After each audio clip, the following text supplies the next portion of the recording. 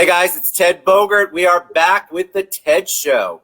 I am really excited to have this young lady on. Cynthia Blackwell is here. She's the rainmaker among a million other things, and we're going to talk about today how to take the action steps toward massive success. And I love that terminology, massive, right? We want it to be massive.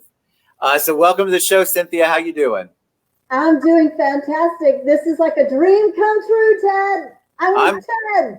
Oh my God, you're I'm with Ted. You're so kind. I follow your work. I think what you do is amazing. And I think that the people that you impact, it's true, purposeful, intentional impacting of people and their lives. So any kind of wisdom that you impart on us today, I know people are going to take it with them.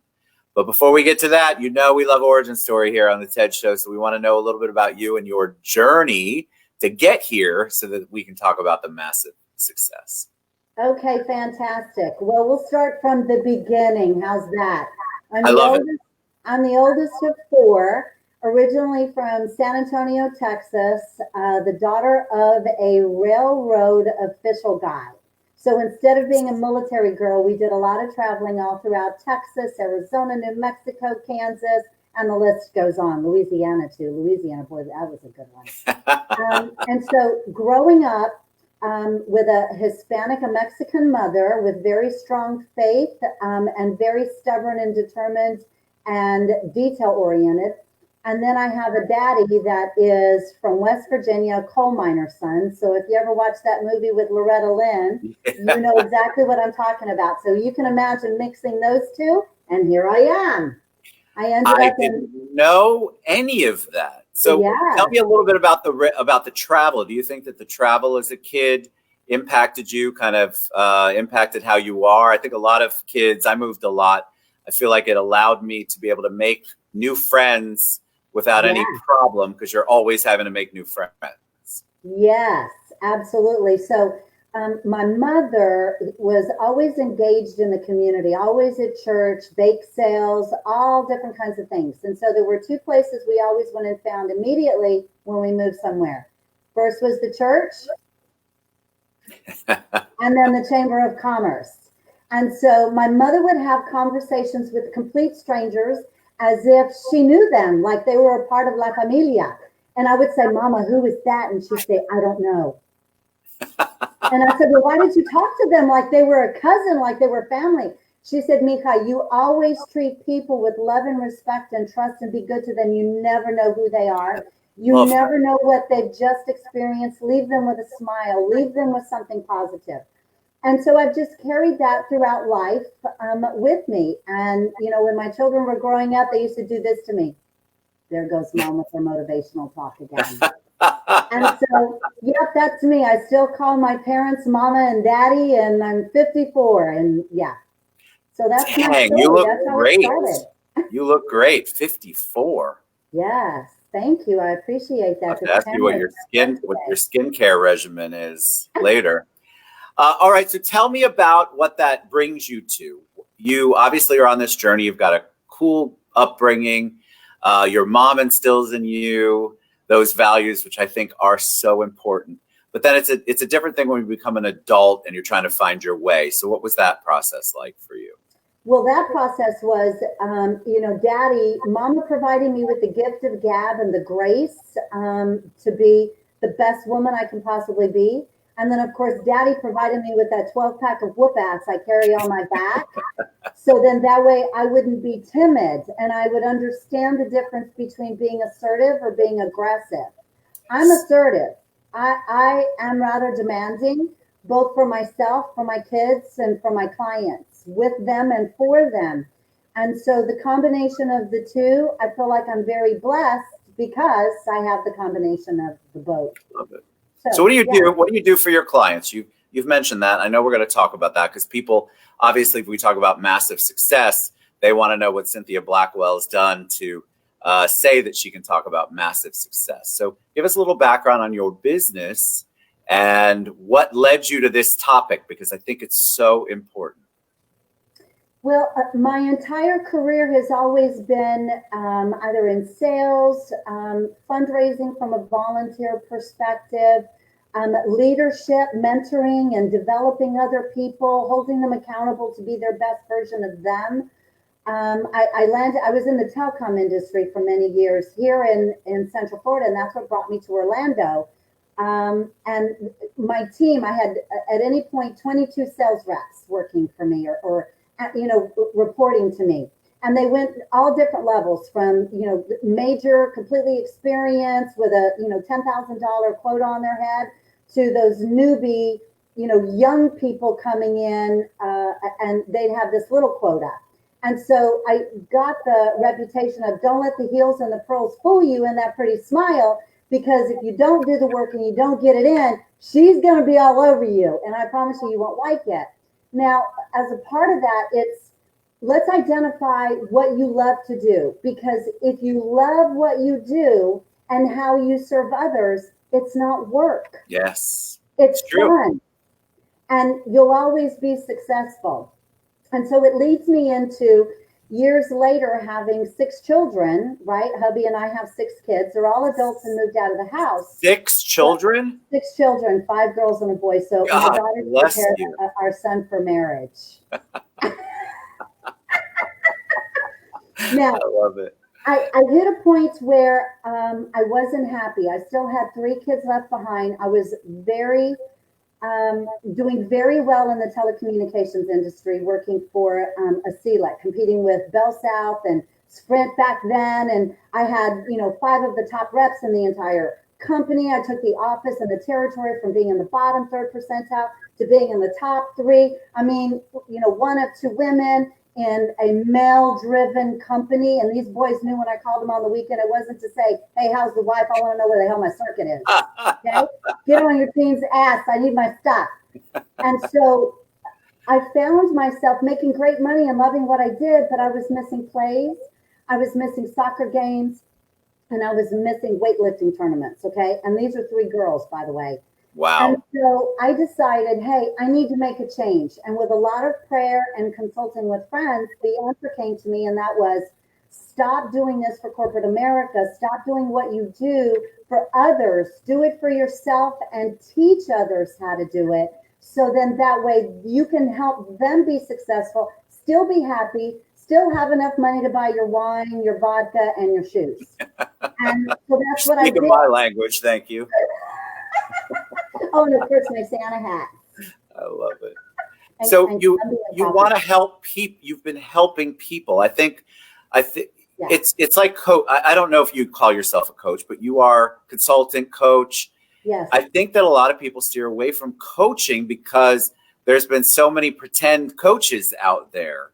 And so I think a lot of people go, oh, well, I don't need a coach. I can do that all on my own. And my comment always to them is, well, if you could do it on your own, you'll be doing it. So you need to have an accountability partner, somebody who's a brainstorming partner, a creative partner. So I love coaching of all kinds. How do you separate yourself out? Because like I said, there's so many coaches. Do you target a particular niche of business? Do you have a particular method like the Cynthia Blackwell method? How do you coach your clients? Well, the first thing is either the business owner or the business leaders or the individual, they have to want this. I cannot push a rope. I can lead them and help them, but I cannot push a rope. And I will not take their money, and I will fire a client in a heartbeat if they're not taking the recommendations, if they're continuing to bang their head up against the same wall they told me they don't want to bang their head up against. The other thing is, second, I carry a deck of bullshit cards, and I'm not afraid to use them. And so if people tell me this is what they want, and they're excited about it, help me create a plan, help me get there, then I'm going to hold them accountable to it. And I'm going to call BS when I smell it and I hear it. And I'm going to ask why. We need to talk about it, because there's a reason why you didn't move forward. If it's because it doesn't feel right, okay, well then let's talk about that and let's adjust the plan. But don't just not do it and pretend like it's okay. The third thing that I do that differs me from other coaches is I will coach and consult almost simultaneously at the same time. And what I mean by that is I focus on their personality. So the first thing that I do is their DISC assessment. So then that way my gut gets verified. I review it with them. It's important. We know who we are and what our triggers are, what our pace is, how we make decisions, or how we slow down in making decisions, which is detrimental to our success. Yes. And then very importantly, what is your definition of success personally and professionally? We're going to spend 80% of our time on your professional life, but I'm going to make you focus 20% of your time on your personal life.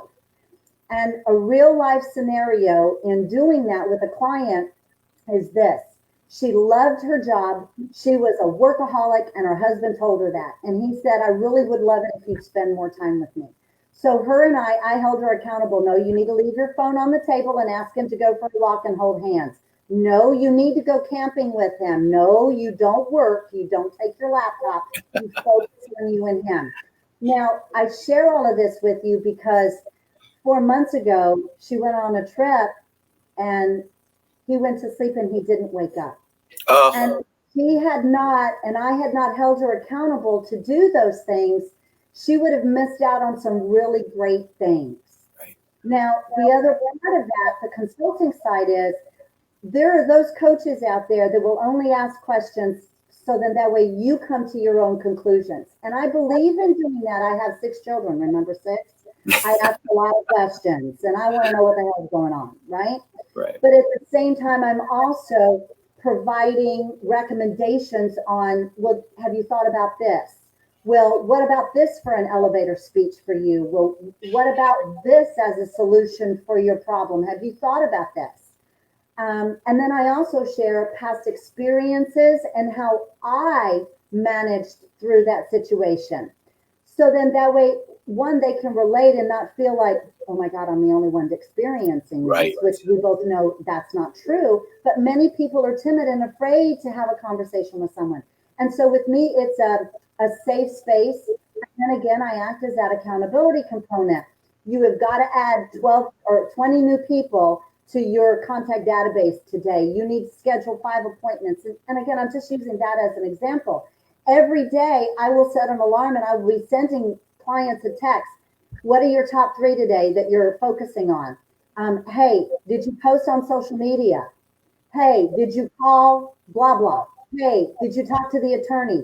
So I act almost like a work wife that will never stop talking. You're a work wife, a counselor, a bartender, a pastor.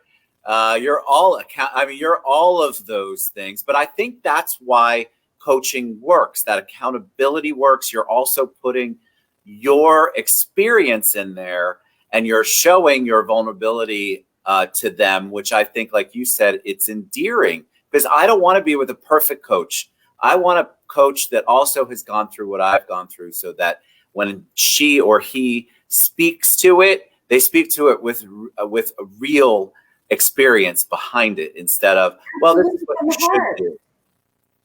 So talk about massive success. Let's talk, because I think a lot of people in 2020, we all had to pivot. We all had to figure out what we were doing and how we live in this new normal. I think a lot of people are looking forward to 2021. So massive success is on most entrepreneur and business owners' minds. So what can we do? What can we do? What are some of those action steps to reach that massive success?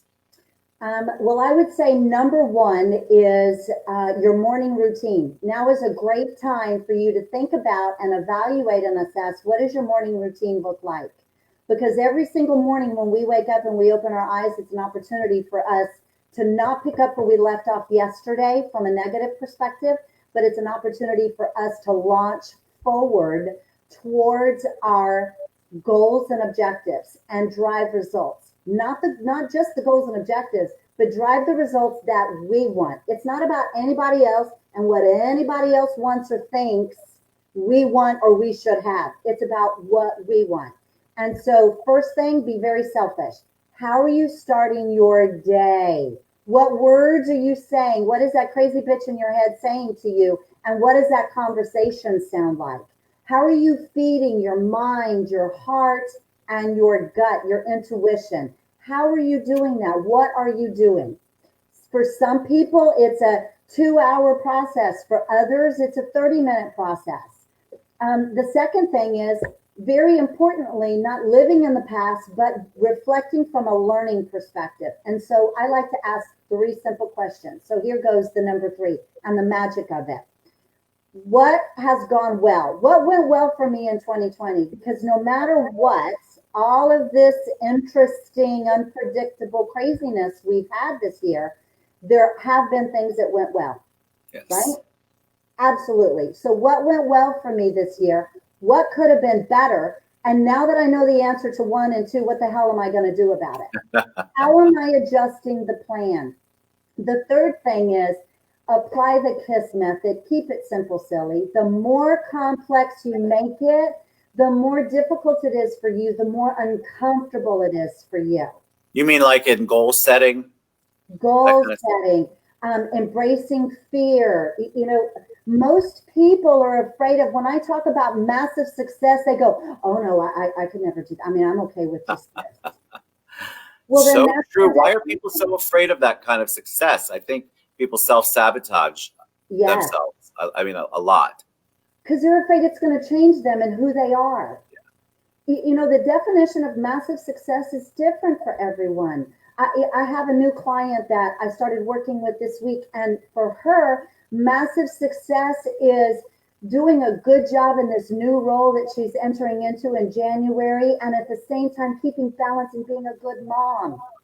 That's what massive success is to her. Yes. That's not my definition, because I don't have any kids at home anymore. I mean, that's not your definition. It's different for everyone. And that's the point that I always make to people.